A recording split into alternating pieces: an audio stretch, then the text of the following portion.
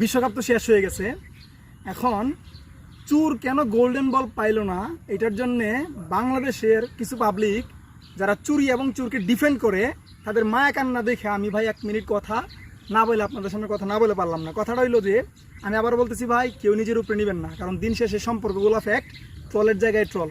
কোন এলাকার কোন ব্রাজিল, কোন সুর, কোন জার্মানি, কোন স্পেন, এটা নিয়ে এরা আমাদের খাওয়াই দিবে না, ওইটা ওই জায়গাতে থাকুক। মায়া কান্নার জন্য আমি দুটো কথা বলবো, কোন কোন কারণে পাইলো না। প্রথম কথা হচ্ছে 2014 সালে থমাস মুলার চ্যাম্পিয়ন হওয়ার পরেও যে কারণে পায় নাই, সম্ভবত ওই চুরে, ওই কারণে 26 সালে গোল্ডেন বলটা পায় নাই।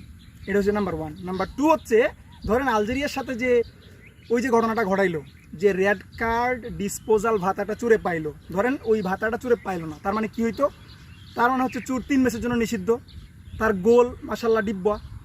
3 ম্যাচের জন্য যদি নিষিদ্ধ হইতো, চুরেরও জয় বাংলা, চুরের দলেরও জয় বাংলা, চুরের দল ফার্স্ট রাউন্ডে জয় বাংলা। কোনো একটা দল যদি ফার্স্ট রাউন্ডে জয় বাংলা হয়ে যায়, তারে আপনি গোল্ডেন বলের দাবিদার কেমনে করেন, কোন যুক্তিতে করেন ভাই? আমার মাথায় অন্তত ঢুকে না।